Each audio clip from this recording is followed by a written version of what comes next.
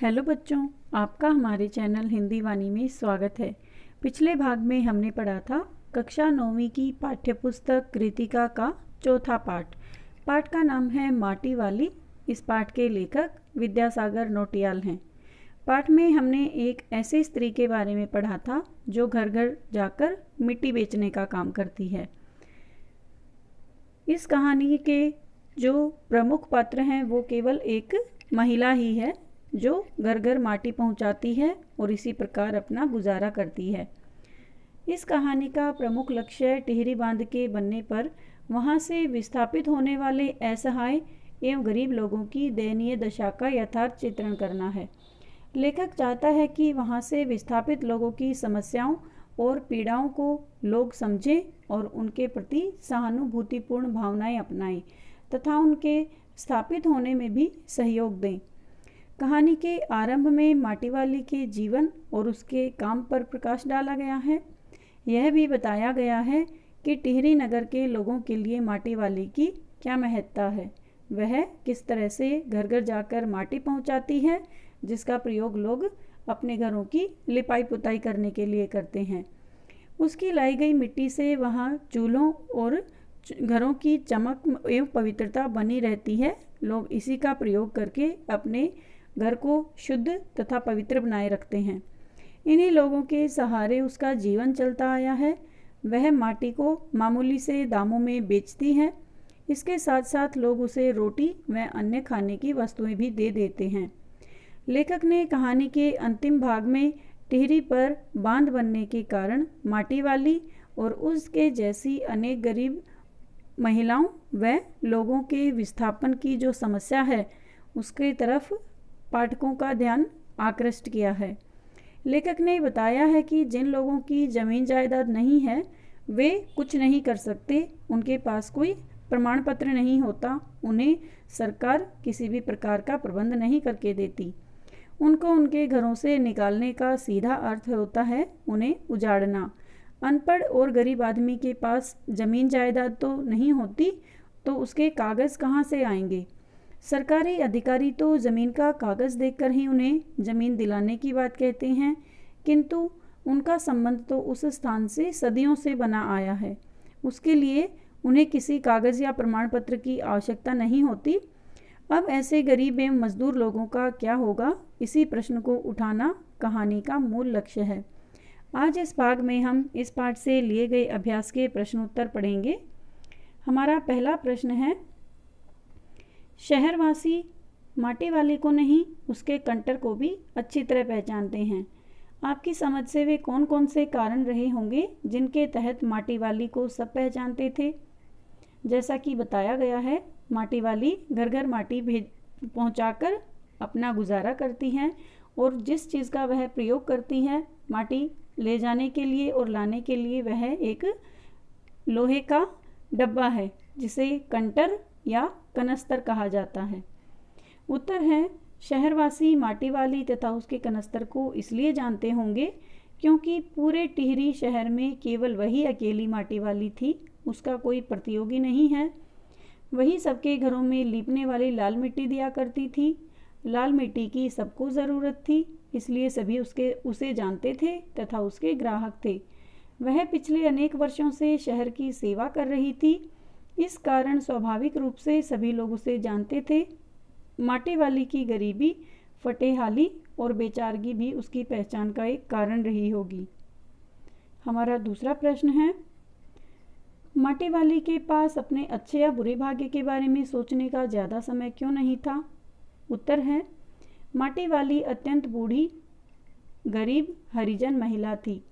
टिहरी शहर में घर घर माटी पहुंचाने के अलावा उसकी आजीविका को कोई दूसरा साधन नहीं था, यानी केवल इसी के द्वारा उसका जीवन चलता था। उसके पास खेती के लिए न कोई ज़मीन थी और न ही रहने के लिए। वह ठाकुर की ज़मीन पर झोंपड़ी बनाकर रहती थी जिसके लिए उसे बेगार करनी पड़ती थी। बेगार यानी उस स्थान पर झोपड़ी बनाकर रहने के बदले में उसे ठाकुर के कुछ छोटे मोटे कामकाज करने पड़ते थे या मिट्टी घर उसके घर पे पहुंचानी पड़ती थी। वह सवेरे माटा खान के लिए निकलती, माटी खोदती, भरती और टिहरी के घरों में पहुंचाती। उसे अपनी झोपड़ी तक लौटते लौटते शाम हो जाती या रात गहराने लगती, अर्थात उसका काम सुबह से शाम तक चलता रहता। माटी बेचने या घरों से मिली रोटियां खाकर वह सो जाती।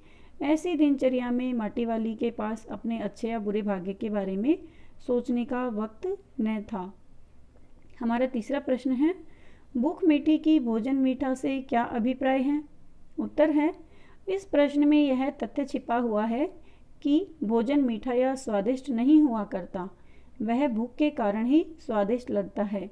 इसलिए रोटी चाहे रूखी हो या साग के साथ या चाय के साथ, वह भूख के कारण मीठी प्रतीत होती है। अतः रोटी के स्वाद का वास्तविक कारण केवल भूख होती है। आप यह अपने सामान्य जीवन में भी देख सकते हो कि जिस व्यक्ति का पेट खाली होता है या जो बहुत भूखा होता है, उसे सूखी रोटी भी बहुत अधिक स्वादिष्ट लगती है, और इसके विपरीत जिस व्यक्ति का पेट पहले से भरा हो या जिसने खाना खा लिया हो और उसके सामने यदि स्वादिष्ट व्यंजन भी परोस दिए जाएं तो उसे वो अच्छे नहीं लगेंगे, स्वादिष्ट नहीं लगेंगे। इसलिए इस प्रकार की बात कही गई है। प्रश्न 4, पुरखों की गाढ़ी कमाई से हासिल की गई चीज़ों को हराम के भाव बेचने को मेरा दिल गवाही नहीं देता। मालकिन के इस कथन के आलोक में विरासत के बारे में अपने विचार व्यक्त कीजिए। जब माटी वाली एक घर में माटी डालकर वहाँ पर बैठ जाती है और मालकिन ने उसे 2 रोटियां खाने के लिए दे दी हैं, उसके बाद मालकिन एक पीतल के गिलास में उसके लिए चाय ले आती है, तो पीतल के गिलास को देखकर माटी वाली कुछ बातें बोलती है, जिसके जवाब में वह मालकिन माटी वाली को इस प्रकार की बातें कहती है। उत्तर, हमारे पुरखों के समय इतने साधन व सुविधाएं न थी, उन्हें हर चीज़ पाने के लिए बहुत मेहनत करनी पड़ती थी।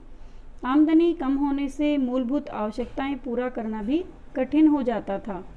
इसके बाद भी उन्होंने अपनी गाढ़ी कमाई में से कुछ पैसे बचाकर अनेक कलात्मक वस्तुएं एकत्र की हैं और उन्हें अपनी आने वाली पीढ़ी के लिए छोड़ गए। इनसे उनकी मेहनत और बचत की कठिनाइयों का पता चलता है। नई पीढ़ी के लिए ये वस्तुएं विरासत जैसी होती हैं, जिन्हें हमारे पूर्वज हमारे लिए छोड़ जाते हैं। इनसे हमें अपनी सभ्यता संस्कृति का ज्ञान मिलता है। ये वस्तुएं हमारे पूर्वजों की रुचियों एवं आर्थिक सामाजिक स्थिति का परिचय कराती हैं। यह आने वाली पीढ़ियों का दायित्व है कि वे विरासत की इन वस्तुओं का संरक्षण करें, उन्हें संभाल कर रखें तथा भावी पीढ़ी को सौंप जाएं। पूर्वजों की मेहनत और गाढ़ी कमाई से बनाई गई इन वस्तुओं का महत्व जानकर ही मालकिन का मन इन्हें हराम के भाव में बेचने को नहीं करता। उसकी नज़रों में इन पीतल के गिलासों जो उसके पूर्वज उसके लिए छोड़कर गए थे, इनका बहुत अधिक महत्व है और वह इन्हें हमेशा संभाल कर रखना चाहती है, इसलिए ये बात कही गई है। हमारा 5वां प्रश्न है, माटी वाली का रोटियों का इस तरह हिसाब लगाना उसकी किस मजबूरी को प्रकट करता है? उत्तर है, माटी वाली का रोटियों को इस तरह गिनना बताता है कि वह बहुत गरीब है। उसके पास पेट भरने के पर्याप्त साधन नहीं हैं। वह रोज कमाती और खाती है। इससे यह भी पता चलता है कि उसे केवल अपना ही नहीं, अपने बूढ़े पति का भी पेट भरना होता है, इसलिए उसे रोटियों का बराबर हिसाब रखना पड़ता है। हमारा 6वां प्रश्न है, आज माटी वाली बूढ़े को कोरी रोटियां नहीं देगी। इस कथन के आधार पर माटी वाली के हृदय के भावों को अपने शब्दों में लिखिए। उत्तर है, माटी वाली टिहरी शहर के घरों में माटी देकर अपनी रोजी रोटी चलाती है। यही उसकी आजीविका का एकमात्र साधन है। ऐसे ही एक घर में माटी देने पर घर की मालकिन ने उसे 2 रोटियां दी और उसे एक अन्य घर से भी 2 रोटियां मिली। उसमें से 1 रोटी उसने चाय के साथ खा ली थी और 3 रोटियां उसके पास अभी थी। इनमें से उसने 1 खाकर बाकी को अपने घर ले जाने के लिए बचा लिया, ताकि वह अपने अशक्त और बीमार बूढ़े को दे सके, यानी अपने पति को दे सके। आज माटी बेचने से हुई आमदनी से वह 1 पाव प्याज खरीदकर कूट तलकर उसकी सब्जी बनाना चाहती है, ताकि बूढ़े को सूखी रोटियां न खानी पड़े। इससे बुढ़ा खुश हो जाएगा। इस कल्पना से माटी वाली खुश है, क्योंकि रोटियों के साथ सब्जी देखकर बूढ़ा प्रसन्न हो जाएगा। उसकी प्रसन्नता का अनुमान कर वह बहुत खुश हो रही है।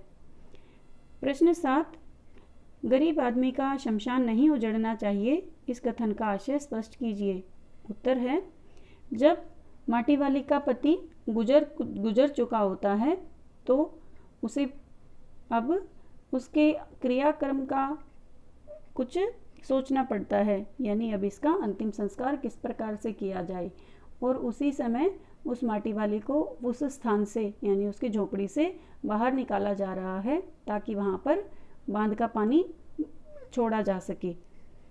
उत्तर है, इस कथन का आशय है कि गरीब आदमी का रहने का ठिकाना नहीं छिनना चाहिए। गरीब आदमी अपने स्थान से उजड़कर दूसरे स्थान पर बसने में समर्थ नहीं होता, इसलिए अगर वह अपने मूल स्थान से उखड़ गया तो फिर उसकी मिट्टी खराब हो जाती है। वह मारा मारा फिरता है, इसलिए उसे अपने निवास स्थल पर ही अंतिम सांस लेने का अधिकार होना चाहिए। उसे अंतिम यात्रा अर्थात शमशान तक वहीं रहना चाहिए जहाँ का वह मूल निवासी है। हमारा प्रश्न 8वां है, विस्थापन की समस्या पर एक अनुच्छेद लिखिए। उत्तर है, विकास एक आवश्यक प्रक्रिया है जो अपने साथ ढेर सारी खुशियाँ और रंगीन सपने लेकर आता है। जब विकास के लिए कोई नई चीज़ बनाई जाती है, जैसे बांध, सरकारी भवन या कोई और परियोजना, तो उससे काफ़ी लोगों को परेशानियों का सामना करना पड़ता है तथा काफ़ी लोगों को सुविधाएं भी हो जाती हैं। तो यह विकास की प्रक्रिया है जिसके साथ ढेर सारी खुशियां भी आती हैं और रंगीन सपने भी आते हैं तथा कुछ लोगों को कठिनाइयों का सामना भी करना पड़ता है। विकास के क्रम में जो कार्य किए जाते हैं वे कुछ लोगों के हृदय पर ऐसे घाव दे जाते हैं जिनका दुख वे आजीवन भोगते हैं। विकास के नाम पर नदियों पर बड़े बड़े और ऊंचे ऊंचे बांध बनाए जाते हैं, जिससे शहर, गांव, जंगल, उपजाऊ जमीन आदि सब जलमग्न हो जाती हैं। बांध बनाने से पहले वहां रहने वाले लोगों को किसी दूसरी जगह पर अन्यत्र विस्थापित किया जाता है, जिससे उनके सामने रोजी रोटी की समस्या उत्पन्न हो जाती है। ऐसे लोगों के बच्चों का भविष्य भी प्रभावित होता है। यद्यपि सरकार इन लोगों के विस्थापन की व्यवस्था करती है, परंतु माटी वाली की तरह बहुत से लोग ऐसे भी हैं जिनके पास उनकी जमीन जायदाद का कोई प्रमाण पत्र नहीं होता। जिनके पास कोई कागज़ या प्रमाण पत्र होता है, सरकार केवल उन लोगों के लिए व्यवस्था कर पाती है और माटी वाली के जैसे जो अन्य लोग हैं उनके लिए कुछ भी नहीं कर पाती। इन लोगों को तब विशेष परेशानियों का सामना करना पड़ता है जब इस प्रकार की स्थिति आती है।